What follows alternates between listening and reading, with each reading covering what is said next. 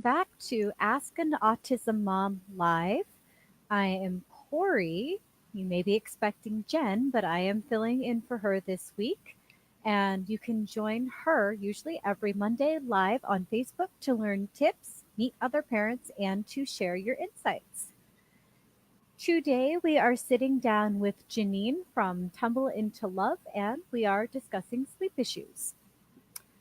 So I just want to welcome those of you who are watching live on Facebook or listening to the podcast on iTunes or on YouTube. If you want to get alerts to join live and ask questions live, you can visit LakiKid.com/live or type the number 5 in the comments. So I just want to give a quick welcome to Susan. Hello, how are you today? And if you have any questions for us, please leave them in the comments. And hello to Morales. And hi, Tanya.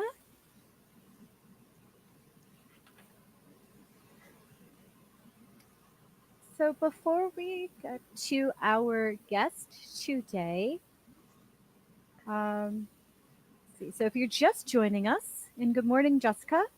If you're just joining us, you are listening to the Ask an Autism Mom show. And today we are doing a show on sleep issues. We can't wait to dig into this topic with you today, but first we want to give a huge shout out to our sponsors. So today's show is brought to you by LakiKid.com, and this month they are celebrating the launch of their new product, the Right and Chill Weighted Lap Pad, on Kickstarter. They're having a special launch party for May, and you still have a chance to join the fun. Good morning, Kelly. Good morning, Jason. They are giving away 3 products each week, and you can go to LakiKid.com/trivia. Good morning, Kelly. I don't know. Did we lose our guest? I'm seeing a blank screen.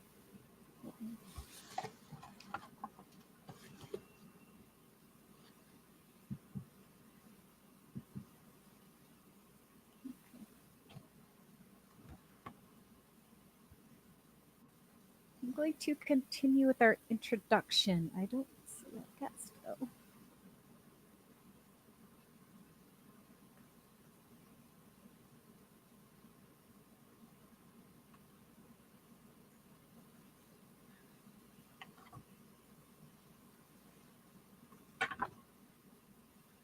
I apologize. I'm just running into some tech issues. If you can still see or hear me, can you just give me a quick comment?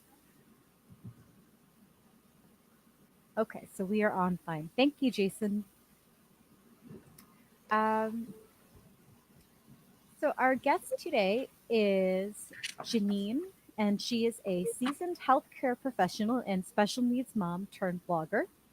After her daughter was diagnosed with global developmental delays and later autism spectrum disorder, ADHD, and intellectual disability, she quickly learned that special needs parenting required her to think differently.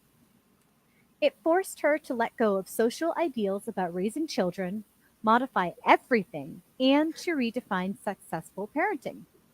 She shares her experience with special needs parents so they too can live their very best lives on her blog, tumbleinTolove.blog. A fierce advocate with 30 years in the healthcare industry, Jeannine has always been passionate about helping vulnerable populations, including seniors, children, and the uninsured. An LMSW, Jeannine holds master's degrees in both social work and health services administration with a minor in gerontology. She is a member of the State Society on Aging of New York and the International Society for Autism Research. So, hello, Jeannine. Hey, how are you? Thanks so much for having me today. I'm very excited to be here.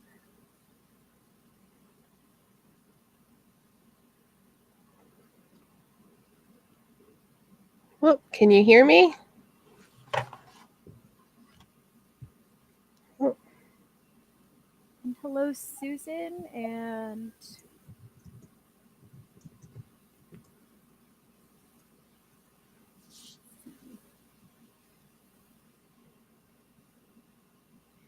I'm having some tech issues, you guys. I am so sorry.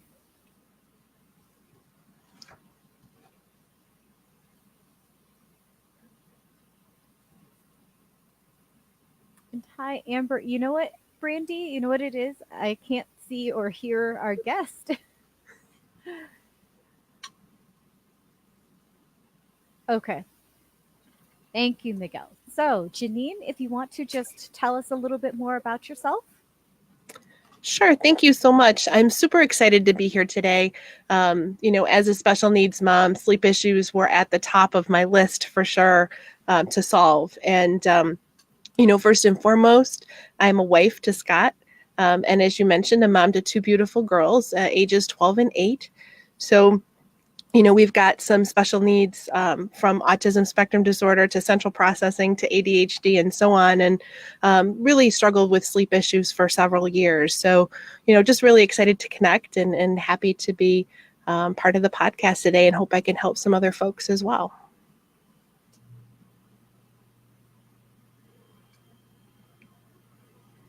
Okay, great. And can you just tell us, how do sleep issues impact the family? Oh my gosh, yes. So I would just start off by saying that if you are out there and you are experiencing sleep issues in your family, you are not alone. Research tells us that nearly 90% of parents with kiddos who have special needs experience sleep difficulties. So if you're part of that 90%, you know the profound impact that sleeplessness has on your family, on your child, on you, and just the day-to-day life, that exhausted feeling, existing on coffee, and so on. As I mentioned, our family struggled with sleep issues for many years. There were times when my oldest daughter would wake at 2 a.m. for the day. She was ready for the day. My husband works nights, so he would come home at 3 a.m. and kind of take over so I could sleep for a couple hours to get ready for work the next day. And then for our youngest daughter, it just meant broken sleep. So she never really, it interrupted building those good habits of sleep. So it did impact everyone. And sleep, of course, just from a health standpoint, it is such an important role in overall health and well-being. Getting that good quality sleep not only can improve your quality of life, but how you feel during the day is often a reflection of how well you've slept at night. And lack of sleep can impact how well a person can think and learn and work. So it's really important. And then it doesn't just impact the mental health. It has an impact on physical health, things like weight gain and diabetes and kidney disease and stroke. So it also plays an important role in fighting off infections. And NIH, the National Institute of Health, talks about our children and teens who don't get enough sleep often more times feel angry and impulsive or have mood swings or feel depressed. So for our kids with special needs, some of which already struggle with impulsiveness or other, behavioral concerns, it can make those more profound. So it's super important to get good sleep for sure.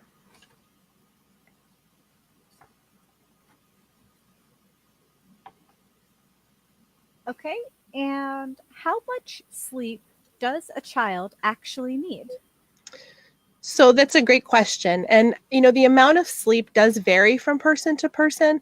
But as a general guideline, the American Academy of Sleep Medicine and the American Academy of Pediatrics kind of agree to a framework. And so for infants aged 4 to 12, it's 12 to 16 hours a day, and that includes naps. For kids aged 1 to 2 years, our toddlers, 11 to 14 hours a day. Children aged 3 to 5 years, it's 10 to 13 hours a day. And then children aged 6 to 12, it's 9 to 12 hours per day.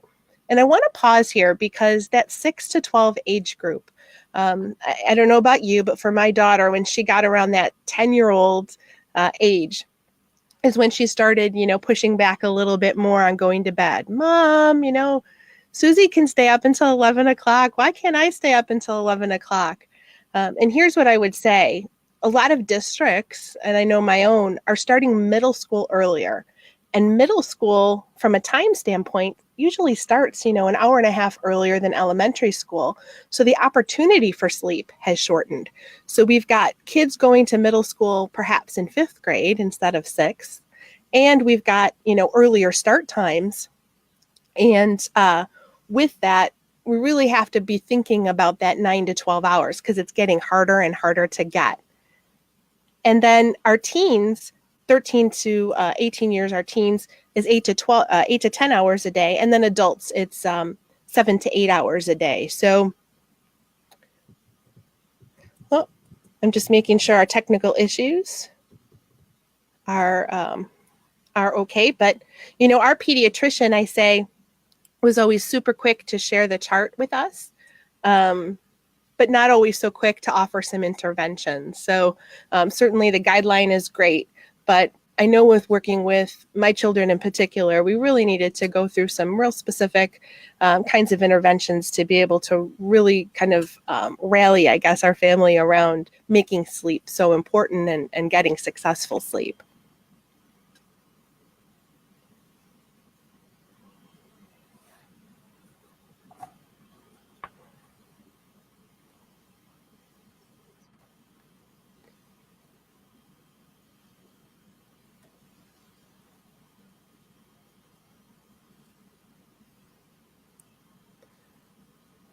Okay.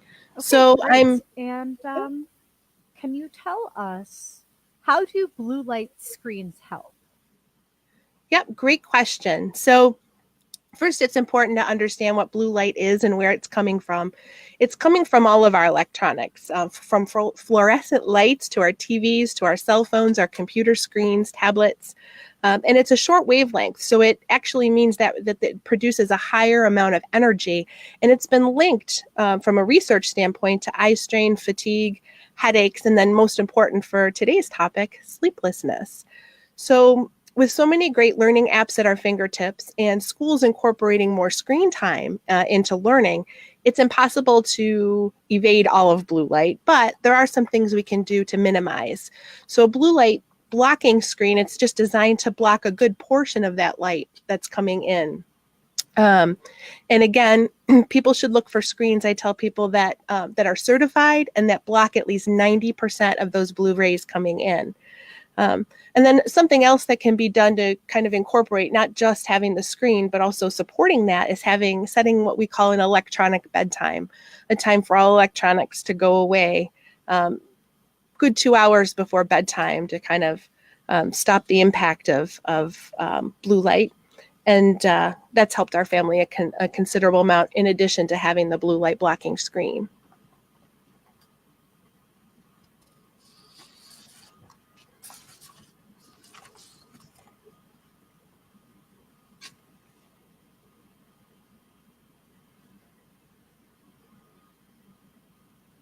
Wow, 2 hours. That's, I never would have thought. Yeah. And can you tell us what you use to help your daughter sleep? Sure. It's interesting when you talk about 2 hours because electronics, and I've got moms and dads out there, I know this, they seem to be calming, right? So, but what I found over the years is that calm is more of a hyper-focused state. And, their minds aren't shutting off when they're in front of those screens for sure. And so I didn't really realize until I started to observe and log sleep habits that a lot of the resistance to going to sleep and inability to stay to sleep seemed to happen when we were using the iPad right up until bedtime. And so I also noticed that it happened more on the weekends when there wasn't as much structure like we see in school.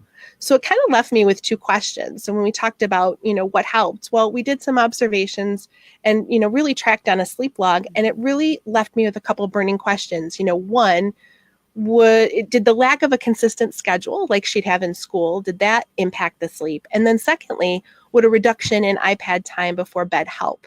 And so we did test both of those theories by creating a visual bedtime schedule and then doing that electronic bedtime and, tracking it on a sleep log. And we found that it absolutely did help in addition to some other things. So, we took a look at the environment. Was the bed comfortable? Was it at a good temperature? But most importantly, what did she like? So her favorite color is red. Went out and we purchased red pillows and red sheets and red comforter, all the things that she liked to make the area comfortable. We don't do timeout in the bedroom. So when we're needing, some quiet time, we're finding somewhere else to go. Particularly when my daughter was much younger, we didn't want to associate the bedroom with timeout. So we wanted it to be a positive experience. We wanted her to, look forward to going to bed at night. We did a lot around diet, reducing overall sugar intake and dyes and less processed food, and have been doing a gluten and dairy-free diet for quite some time. We did go the medical route as well. We did a sleep study to find out that she had some mild sleep apnea. So when we treated that, that also helped us get some better sleep. And then we use some sleep aids like a weighted blanket, which is really helpful for anxiety.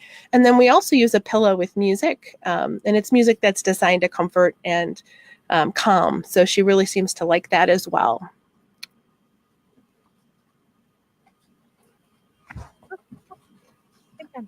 I'm sorry again. Now I can see and hear you again. Yay! Yay! Woo! All right. Okay. We found that with our family as well, that when we didn't have the routine on the weekends, the sleep was greatly interrupted because our kids, they thrive so much with the routine to begin with, so that when you're taking away like this one really important aspect, it just kind of sets everything else up. Absolutely. Absolutely. So, and it impacts sleep just like everything else, but having that schedule and making it consistent, even when we're not in school, is super helpful for us. Yeah. Okay. And finally, what is this roadmap to sleep? So our roadmap to sleep, it's a free download. It's one page. It's a one-page guide that really takes everything that we've been working on for a few years to kind of get better sleep as a family, and puts all the steps in one page so that anyone can customize it, follow it, and try the different steps out to achieve better sleep as well. And really, it's got 7 key components to really help folks get through kind of all the trial and error that we've been through. And, first and foremost, it talks about observation and tracking. And there are some tools that you can download. We tell people track for at least 14 days. You'll be amazed at some of the connections you'll make and some of the things that you didn't even realize until you write it all down and look at it as a whole. And definitely, it helped us a lot. We looked at food intake. We looked at transitions, transition from, whatever they're playing with to bedtime, and looked at a sleep log. Working with a medical professional, as I mentioned before, is huge, because if there's heartburn or sleep apnea, or if you've got children who are using ADHD medication, a stimulant medication, the timing of that is super critical to achieve good sleep. So you're, certainly from a medical standpoint, you can get some good feedback. And then analyze. You really need to look at all that data as a whole and say, geez, what days did sleep go well? And is there any constant thread that I can pick up on? Or what days did it not go well? We saw that when it wasn't going well, we were using the iPad right up until bedtime. And I was like, oh, geez, let's try that. So that's super helpful. And then, just some ideas for making change manageable. You can't change everything at once because you won't know, it's really hard. So pick 1 or 2 small things. Sleep aids, there's tons of non-invasive sleep aids, like weighted blankets, like, dream pad type pillows or pillows with music that you can try. They either work or they don't work. But, they're definitely, we found a few that are really comforting for our daughter. And then this is huge, positive reinforcement. So if you've got a schedule and you're following the schedule, let's reward the kiddo for following the schedule and make sure that that reward is super meaningful to them, something that they're going to really enjoy, something that's going to motivate them. And that's really how we were able to, okay, we're not going to get up at 3 a.m. and we're not going to get up at 4 a.m. 6 a.m. we kind of was our original goal. Like, okay, we're going to be in bed till 6 a.m. And over time, we did it in 15-minute increments, and then we'd meet the goal, and then we'd set it 15 minutes ahead more and more until we got to that 6 a.m. And then probably the biggest thing that I tell people is get support or find your tribe. You mentioned that LakiKid has a great support group or a Hmm. group, a Facebook group Yes, that people yes. can join. You know, find a Facebook community. There's lots of them. I know we've got one as well, but you know, where you're going to find those like-minded parents who can offer support and just share in your experience Hmm. because, you know, Oh, that's huge. absolutely. Yes. Yeah. And it's interesting too that you mentioned the positive behavior, the positive reinforcements. This is something we also touch on in our upcoming behavior class.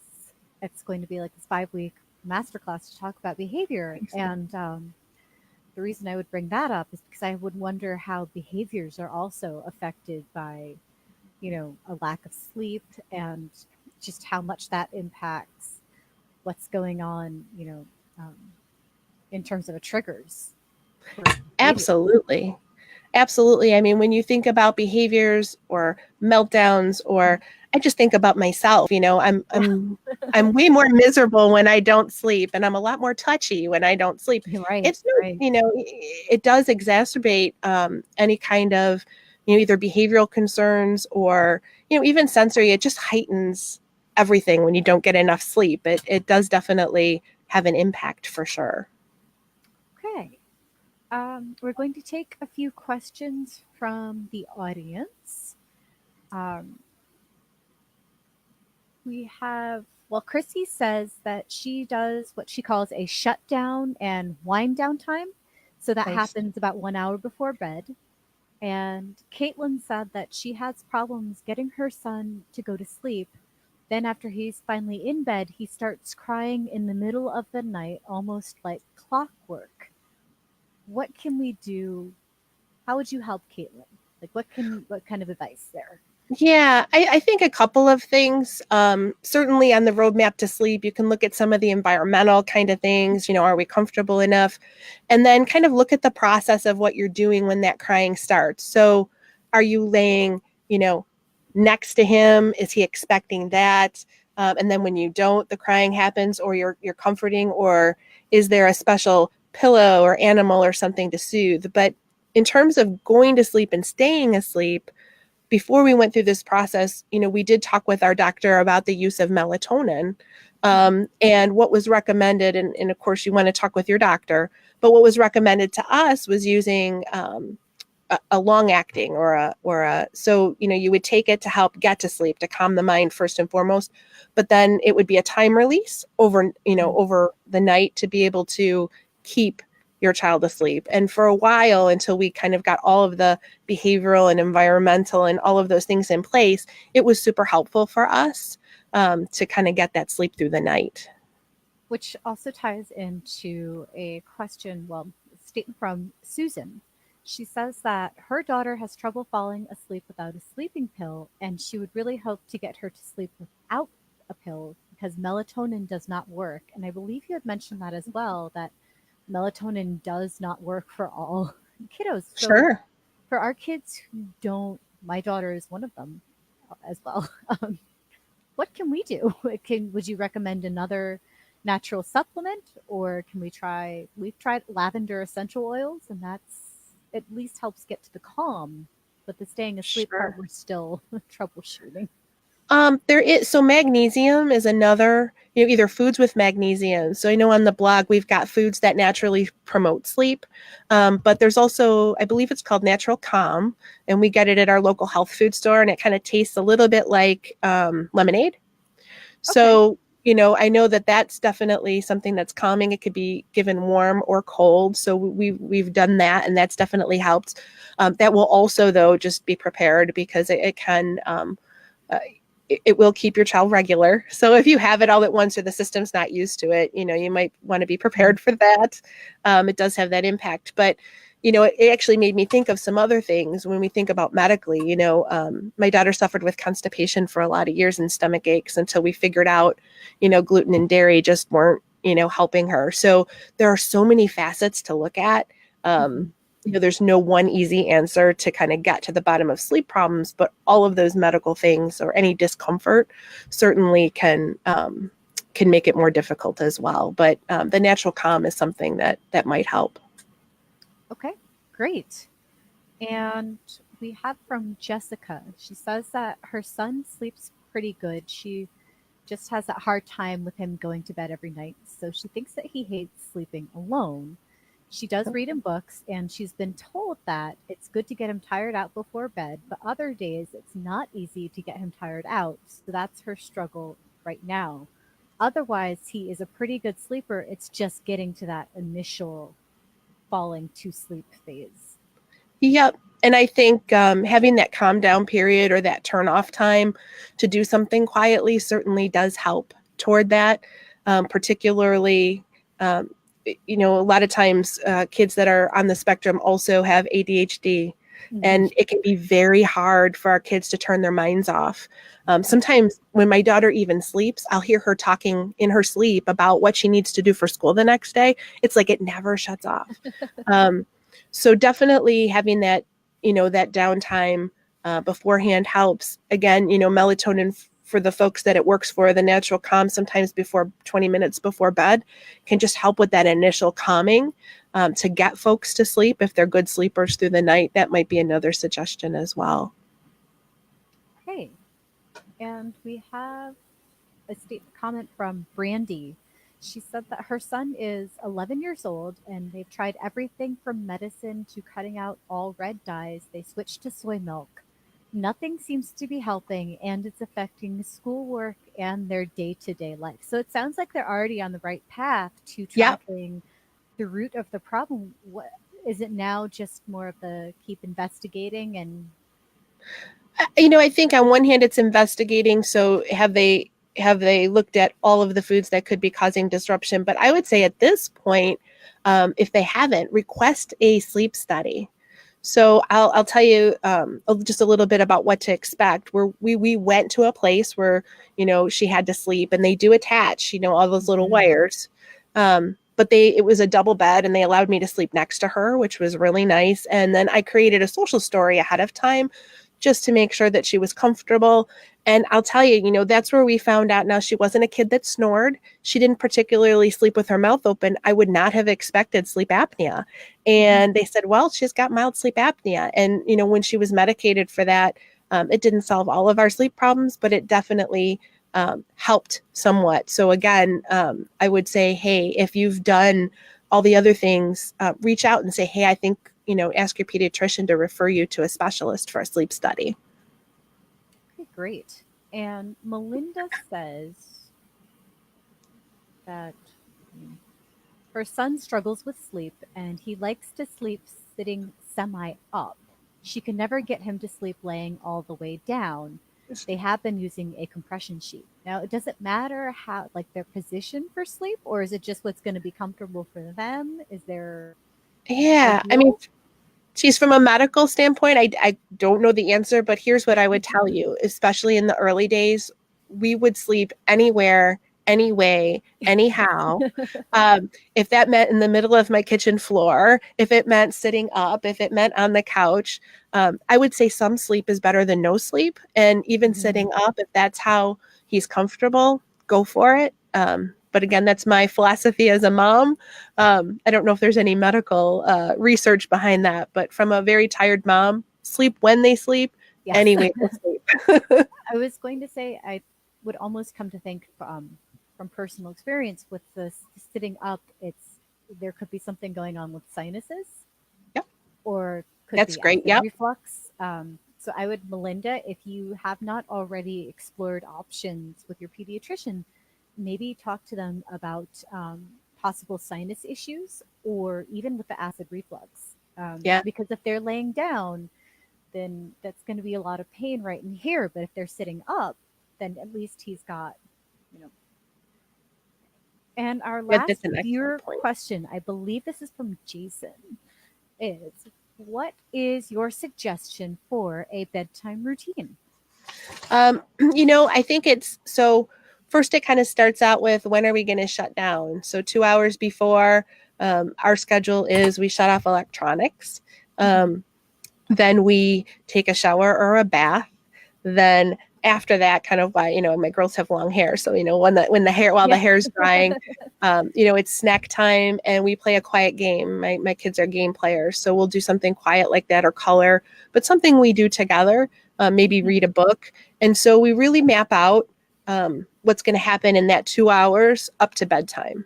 So, in terms of a bedtime routine, I think the critical point is that transition piece where we're shutting off, but we're going to replace it with something fun. And, my kids love having the one-on-one time with me and my husband for sure. So you want to be sure that you enter it slowly Right. and do, one thing at a time, but it'll really help once you're doing the positive reinforcement with it. Your kids are going to love following that routine and they'll become accustomed to it. And especially if you're getting their input on the kinds of activities, quiet activities that they'd like to do up into bedtime. Okay. And we have a thank you from Brandi. She says, "Thank you so much. She got a weighted blanket and that seems to add about half an Good. hour extra. She will be calling his doctor as soon as this is over, and she has her notes ready to go over with her husband." She says, "Very, very helpful. Thank you again." I hope it all goes well for you, Brandi. Fingers Yes. crossed. Yes. Yes. Thank you. That's awesome. Okay, so I thank you all for your patience with my little tech issues here. And thank you again, Jeannine, for sharing all of your tips. I especially love that sleep roadmap and the blue screens. Wow, that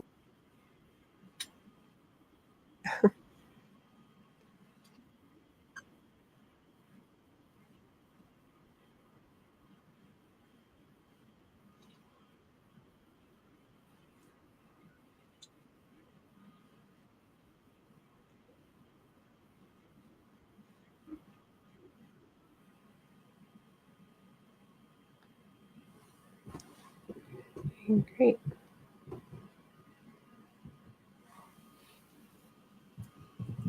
thank you for joining us. Have a great day. And just remember Thank that you. every child brings good luck.